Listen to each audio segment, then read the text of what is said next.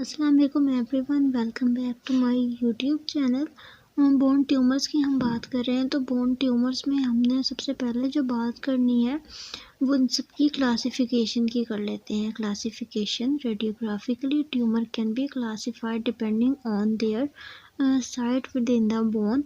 First one are epiphyseal lane, second one are metaphyseal lane and third one are diaphyseal lane.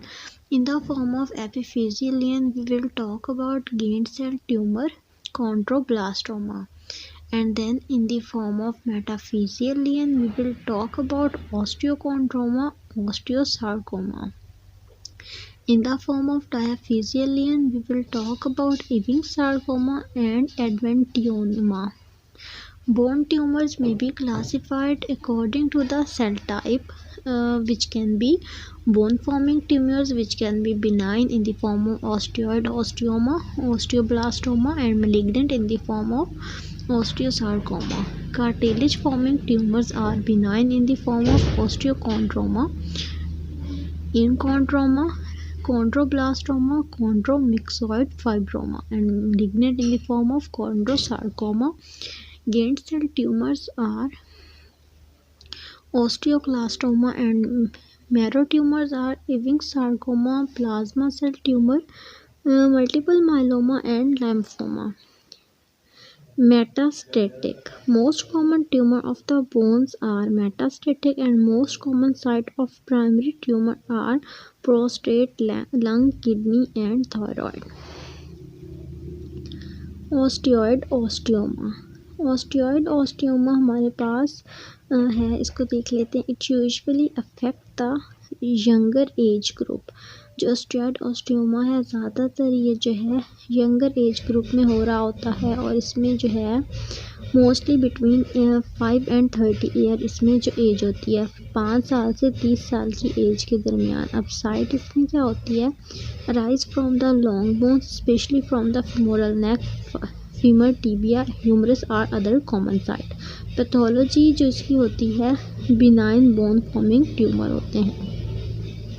Presentation की जब हम इसमें बात करते हैं तो इसमें हमारे पास usually present with the pain which is worst at night. Usually इसमें जो है पेन होता है जो कि रात को जो है ज़्यादा वर्स्ट हो जाता है.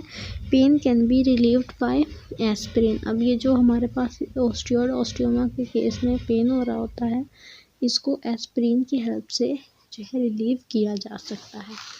रेडियोलॉजिकल फाइंडिंग्स इसमें क्या क्या आती हैं. They are usually small lesions which are less than 2 centimeter in size. ये बेसिकली जो है स्मॉल लेंस होती हैं और साइज़ में 2 सेंटीमीटर से भी कम होती हैं. And seen as a radiolucent नाइडस.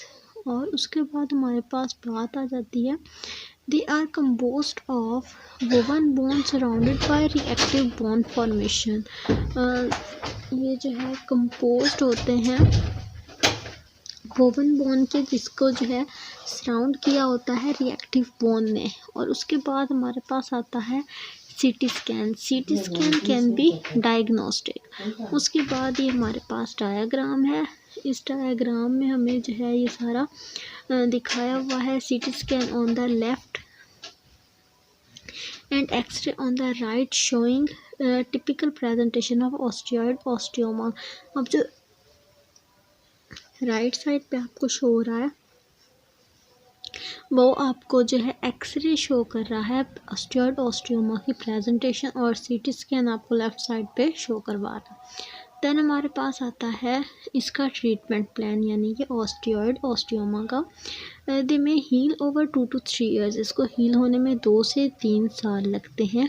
If non operative treatment fails or is not acceptable by the patient. ये अगर नॉन ऑपरेटिव ट्रीटमेंट फेल होता है और वो पेशेंट से एक्सेप्टेबल नहीं होता then radio frequency ablations or resections can be done. फिर रेडियो फ्रिक्वेंसी एब्लेशन और रिसेक्शंस की तरफ आते हैं इसके ट्रीटमेंट के लिए.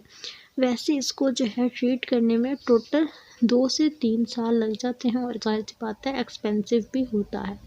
तो आज की वीडियो में हमने बोन ट्यूमर्स की क्लासिफिकेशन देखी है और हमने डिटेल में ऑस्टियोइड ऑस्टियोमा को देखा है। इसके रिगार्डिंगली कोई क्वेश्चन हो तो पूछ लें। अल्लाह हाफिज़।